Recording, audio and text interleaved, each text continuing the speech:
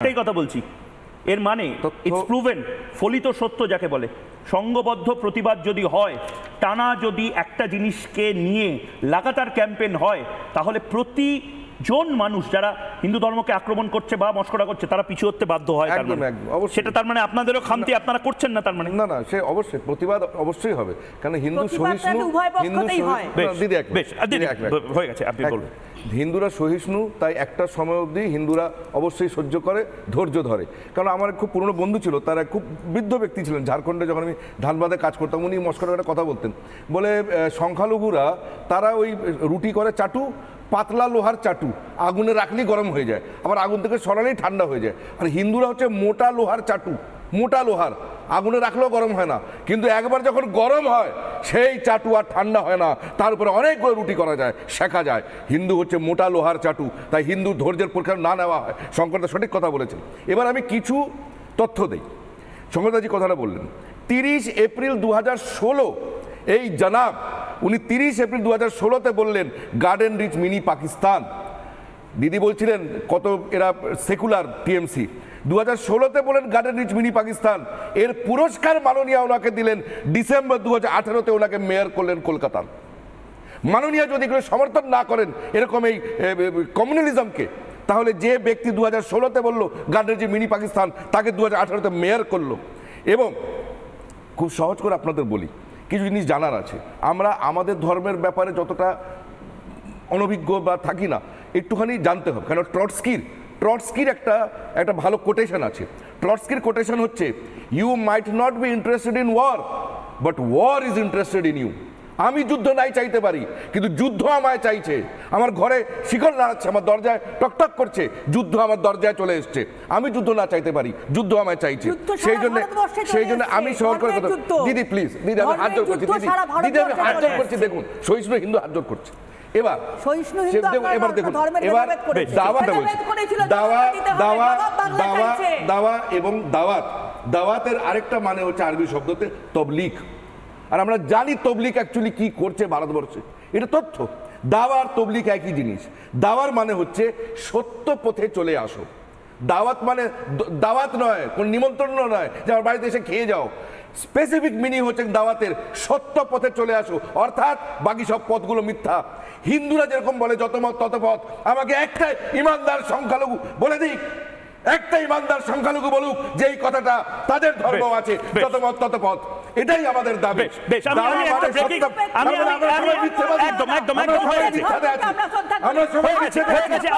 কখন এটা এক জায়গায় হতে পারে না। আর আমি আরেকটা কথা বলে শেষ করে দিচ্ছি, আমি শঙ্করদার কথাকে সাপ্লিমেন্ট করছি। বিকাশ দা আর বিশেষ এরা সব ধর্মতলায় দাঁড়িয়ে অধর্মের কাজ করেছে। দাবি আমরা শঙ্করদাকে সাধুবাদ জানাচ্ছি যে হিন্দুদের পক্ষে দাঁড়িয়েছেন আমাদের এমএলএ, এবং আমরা 100বার সাধুবাদ জানাচ্ছি যে এইভাবে যদি রুখে না দাঁড়ানো হয় তাহলে সহিষ্ণু হিন্দু কিন্তু সত্যি নিশ্চিত। একদম মানুষদার কাছে আমি যাবো। আমি এখানে স্টুডিওতে হয়ে গেছে মানুষদা।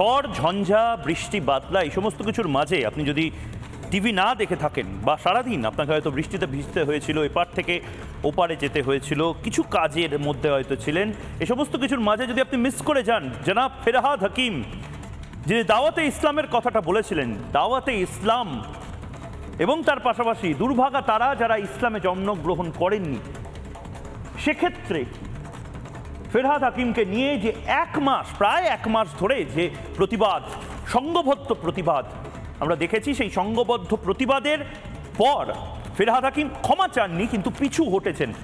সেই ব্রেকিং নিউজ দিয়ে এই মুহূর্তে জবাব চায় বাংলা শুরু করছি, যেখানে ফেরহাদ হাকিম অবশেষে পিছু হটলেন। দাওয়াতে ইসলামে ফিরহাদ হাকিমের বিতর্কিত মন্তব্য, এবং সেই বিতর্কিত মন্তব্যের জেরে গোটা বাংলায় হিন্দু সম্প্রদায়ের মানুষ, বিজেপি, সাধু সন্ত তারা তুমুল হট্টগোল করেন, প্রতিবাদ জানান, এবং অবশেষে দাওয়াতে ইসলামে যে বক্তব্য ফিরহাদ হাকিম দিয়েছিলেন সেই বক্তব্যের প্রেক্ষিতে পিছু হটলেন ফিরহাদ হাকিম।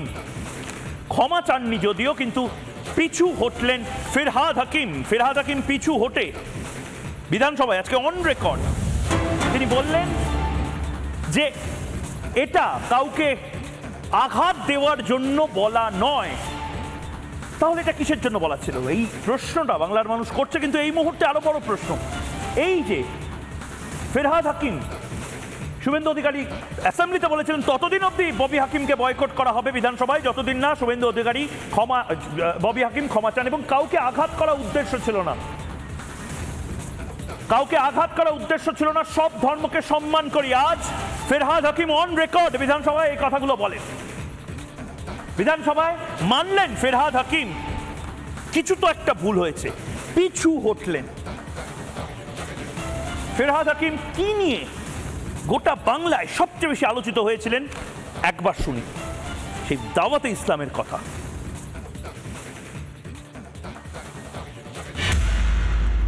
আমরা জন্মগতভাবে ইসলাম নিয়ে জন্মেছি, এবং ইসলাম নিয়ে জন্মার মানে আমাদের রসুল আমাদের জান্নাতের পথ সুদৃঢ় করে দিয়েছে। যদি বড় কোনো অন্যায় না করি তাহলে ইসলাম নিয়ে জন্মানো মানে জান্নাতে পৌঁছে যাওয়া।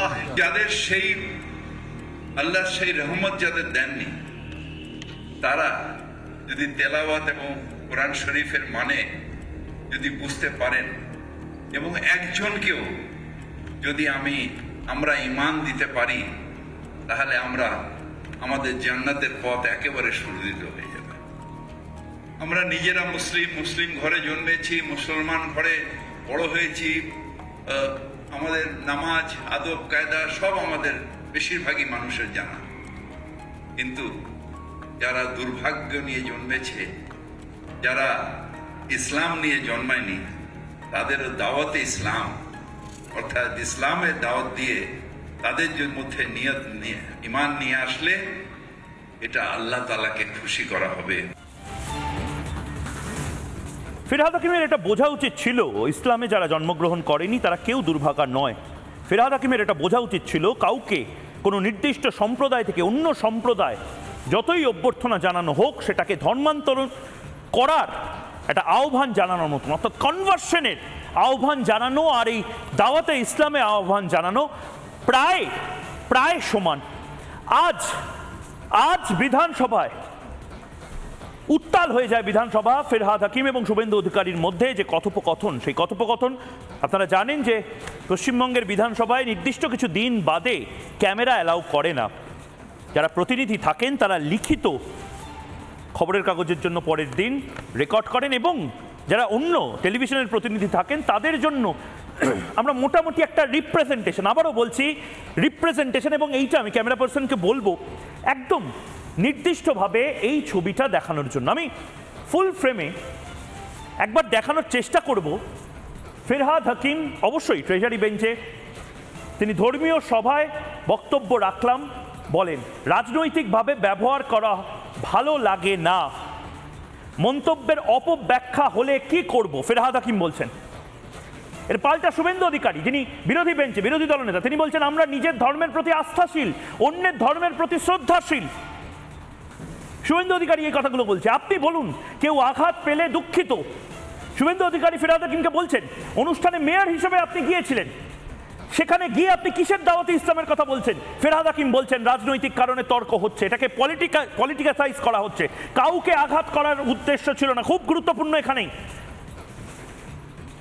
শুভেন্দু অধিকারী বলছেন অন রেকর্ড যাচ্ছে, আপনি বলুন, এখানেই মিটে যাবে। ফিরহাদ হাকিম এবং শুভেন্দু অধিকারীর কথোপকথন, আঘাত করার উদ্দেশ্য ছিল না। এবার ফিরহাদ হাকিম পিছু উঠলেন, বললেন আঘাত করার উদ্দেশ্য ছিল না, আমি নিজের ধর্মের প্রতি আস্থাশীল, অন্যের ধর্মকে শ্রদ্ধা করি। ববি হাকিম এই কথাগুলো বলছেন। আরেকবার ফুল ফ্রেমে কি কি হলো একবার যদি দর্শকদের দেখাই। ফুল ফ্রেমে শুভেন্দু অধিকারী এবং ফিরহাদ হাকিম এই আজকের কথোপকথন যেটার রিকনস্ট্রাকশন রিক্রিয়েট আমরা করেছি, একবার একটু দেখানোর চেষ্টা করছি। দেখুন, ফিরহাদ হাকিম বলছেন ধর্মীয় সভায় বক্তব্য রাখলাম, রাজনৈতিকভাবে ব্যবহার করা ভালো লাগে না। মন্তব্যের অপব্যাখ্যা হলে কি করব, ফিরহাদ হাকিম বলছেন। অন্যদিকে শুভেন্দু অধিকারী বলছেন আমরা নিজের ধর্মের প্রতি আস্থাশীল, অন্যের ধর্মের প্রতি শ্রদ্ধাশীল। আপনি বলুন কেউ আঘাত পেলে দুঃখিত। অনুষ্ঠানে মেয়র হিসেবে গিয়েছিলেন, শুভেন্দু অধিকারী বলেছেন। পাল্টা ববি হাকিম বলছেন রাজনৈতিক কারণে তর্ক হচ্ছে, অপ্রয়োজনীয় তর্ক হচ্ছে, কাউকে আঘাত করার উদ্দেশ্য ছিল না। পাল্টা শুভেন্দু অধিকারী এবার বলবেন অন রেকর্ড যাচ্ছে, আপনি বলুন, অন রেকর্ড যাচ্ছে, আপনি বলুন, এখানেই মিটে যাবে। শুভেন্দু অধিকারী ওপেন বলেন যে বিধানসভায় যা হচ্ছে অন রেকর্ড বলুন, আঘাত করার উদ্দেশ্য ছিল না। এবার ববি হাকিম পিছু উঠলেন। দেখুন, আবারও বলছি, সংঘবদ্ধ প্রতিবাদ হলে কি কি হতে পারে। আমি নিজের ধর্মের প্রতি আস্থাশীল, ফিরহাদ হাকিমের সাফাই। অন্যের ধর্মকে শ্রদ্ধা করি, ফিরহাদ হাকিমের সাফাই। এই